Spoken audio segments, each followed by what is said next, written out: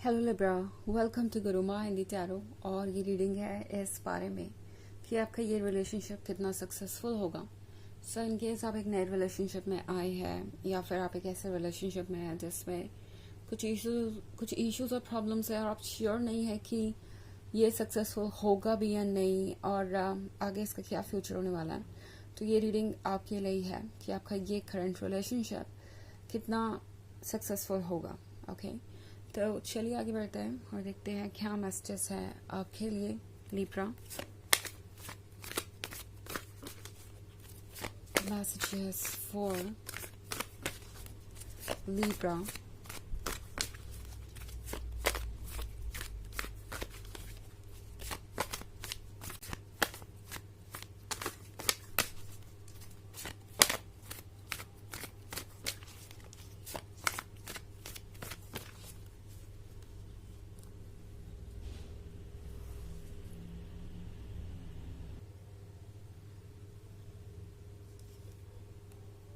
The World, Ace of Swords, Five of Wands, Two of Swords, and the Judgment. Okay, so हमारे पास है Ace of Swords. I think आप इस relationship को लेके इसलिए परेशान है क्योंकि यहाँ बहुत साइलेंस है। S of swords clear cut show करता है लैक ऑफ कम्युनिकेशन को, मिसअंडरस्टैंडिंग को या फिर कंप्लीट साइलेंस को। सो आप जिनके भी साथ रिलेशनशिप में है, ये रिलेशनशिप ऑलरेडी बहुत कॉम्प्लिकेटेड हो गया है। ये एक ऐसी सिचुएशन है जहाँ ऑन एंड ऑफ चीजें चल रही हैं और टू ऑफ सोर्ड्स के साथ ये पर्सन आपके क्लोज तो है, एक अच्छा फ्रेंड तो हो सकता है, एक अच्छा लव पोटेंशियल तो हो सकता है, बट बात आगे नहीं बढ़ रही। एंड शायद इसीलिए आप ये वीडियो देख रहे हैं। आपको ये फील हो रहा है कि ये पर्सन बहुत ज़्यादा शाय है या बहुत ज़्यादा हेजिटेंट है, अपने फीलिंग्स को बताना नहीं चाहता, बहुत ज़्यादा अनप्रडिक्टेबल है। इस तरीके से वो क्यों बिहेव कर रहे हैं, इन सारे सवालों के जवाब आप ढूंढ रहे हैं। ऑल्सो जजमेंट के कार्ड के साथ ऐसा लगता है कि ये पर्सन आपको जज भी कर रहा है। हो सकता है इस पर्सन ने आपसे कुछ ऐसी बातें कही हो जो कि बिल्कुल ही पॉइंटलेस थी, जिन बातों का कोई सर पैर नहीं है, जो बातें बिल्कुल ही सिली साउंड करेगी। आपको लगेगा कि आपने तो उनसे कुछ ऐसा कहा भी नहीं या कुछ ऐसा किया भी नहीं जिसके कारण ये पर्सन आपको ऐसे जज कर रहा है। बट एनीवेज ये पर्सन आपको जज कर रहा है और मुझे लगता है कि आप एक बहुत ही कॉम्प्लिकेटेड सिचुएशन से गुजर रहे हैं। इनफैक्ट फाइव ऑफ वॉन्ड्स के साथ आप रीजन खोज रहे हैं कि क्यों आप इस रिलेशनशिप में रहे। ओके, ऑनेस्टली अगर मैं इस रीडिंग को देखूं तो ऐसा लग रहा है कि आपके एफर्ट से ही जो भी बचा हुआ है इस रिलेशनशिप में बचा हुआ है। अदरवाइज ये पर्सन पूरी तरीके से चीजों को आप पर ही छोड़ के बैठा है, अपनी तरफ से कोई एफर्ट कर नहीं रहे। ऑल्सो फाइव ऑफ वॉन्ड्स है एक तरीके की लड़ाई के बारे में जो आपके मन के अंदर चल रही है। मे बी आप कोई रीजन ढूंढ रहे हैं जिसकी वजह से आपको ये महसूस हो कि ये पर्सन इस रिलेशनशिप को कंटिन्यू करेगा वैसे जैसे कि आप चाहते हैं। ये पर्सन आपको वो कमिटमेंट्स देगा जो आप चाहते हैं। ये रिलेशनशिप वैसे ही चलेगा जैसा आप चाहते हैं एंड प्रोबेबली आप पॉजिटिव साइड पे ध्यान दे रहे हैं इस वक्त।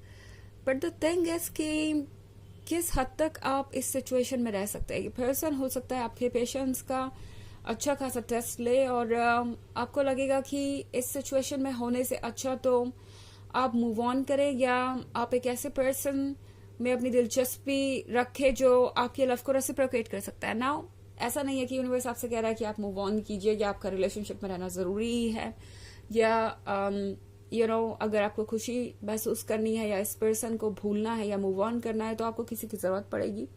नो, इसका सिंपली यही मतलब है कि आप एक ऐसे पर्सन के साथ रिलेशनशिप में क्यों हैं जो आपके वर्थ को समझ नहीं पा रहा। इनफैक्ट द वर्ल्ड के कार्ड के साथ इस पर्सन को ये महसूस हो रहा है जैसे कि चेंजेस आ रहे हैं। इन्हें ऑलरेडी लग रहा है कि ये रिलेशनशिप जो है वो उनके कंट्रोल से बाहर है, वो खुद को नहीं बदल सकते, वो आपको बिल्कुल भी नहीं बदल सकते और इस सिचुएशन को हैंडल करना उनके बस की बात नहीं है।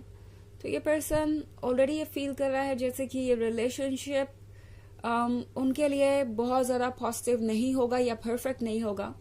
एंड द थिंग इज कि आपके लिए इससे भी चैलेंजिंग हो सकता है ये रिलेशनशिप। आई मीन जितना चैलेंजिंग इस पर्सन के लिए है उससे भी ज़्यादा आपके लिए चैलेंजिंग हो सकता है, स्पेशली इस 2 ऑफ सोर्ड्स वाली सिचुएशन के साथ, जहां लगातार ये पर्सन किसी न किसी तरीके से टच में है आपके। जब भी आप सोचते हैं कि इस रिलेशनशिप को भूल जाएंगे या मूव ऑन करेंगे, ये पर्सन कोई ना कोई ऐसा रीजन दे देता है जिसके कारण आप वहां स्टे करें। तो ये पर्सन एक माइंड गेम खेल रहा हो सकता है। एंड टैरो आपसे कह रहा है कि इस माइंड गेम को पहचानिए। आपको इस माइंड गेम में स्टक होने की जरूरत नहीं है। आपको इस सिचुएशन में खुद को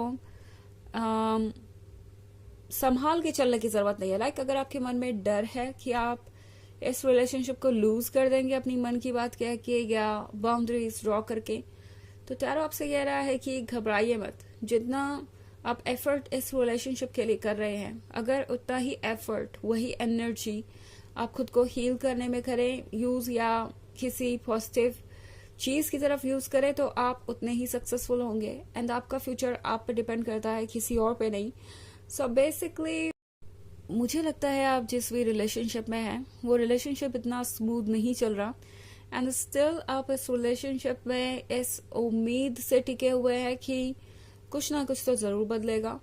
हालांकि ये एक जनरल रीडिंग है तो ये सबसे रेजोनेट नहीं करेगी। एनर्जी रिवर्स हो सकती है अगर आप क्रॉस वॉचर हैं। इसके अलावा अगर आप पिछले वीक की रीडिंग या ईयरली रीडिंग देखना चाहें 2024 के फर्स्ट क्वार्टर की, तो उसका भी लिंक आपको डिस्क्रिप्शन बॉक्स में मिल जाएगा। ऑफ कोर्स मैंने सेकंड क्वार्टर की रीडिंग की नहीं है, जबकि ये सेकंड क्वार्टर ही है।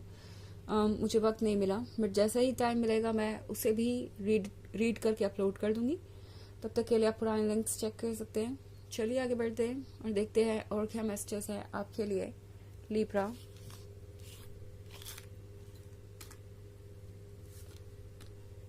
Night of wands, king of swords, 3 of swords,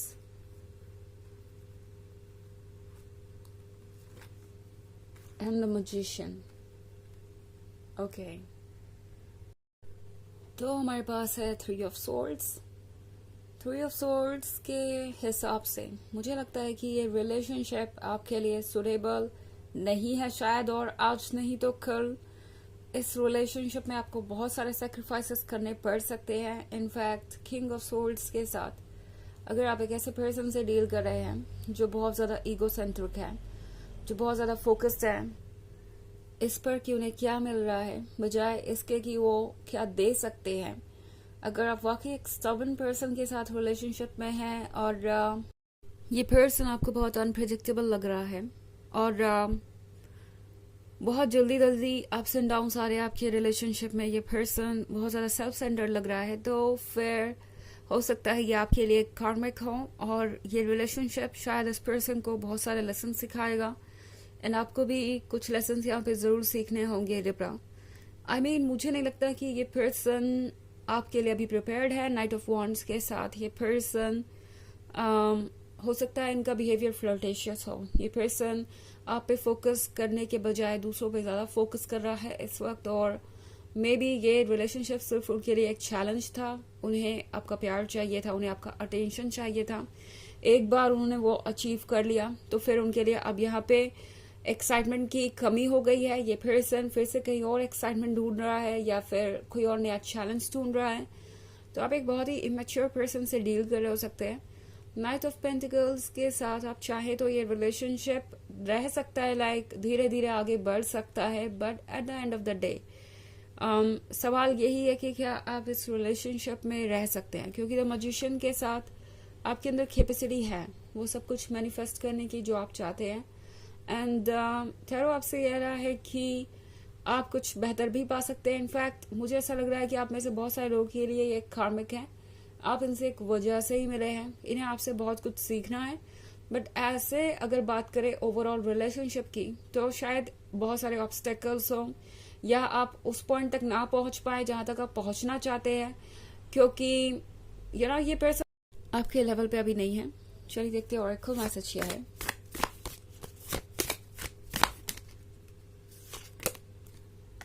transform with Raven.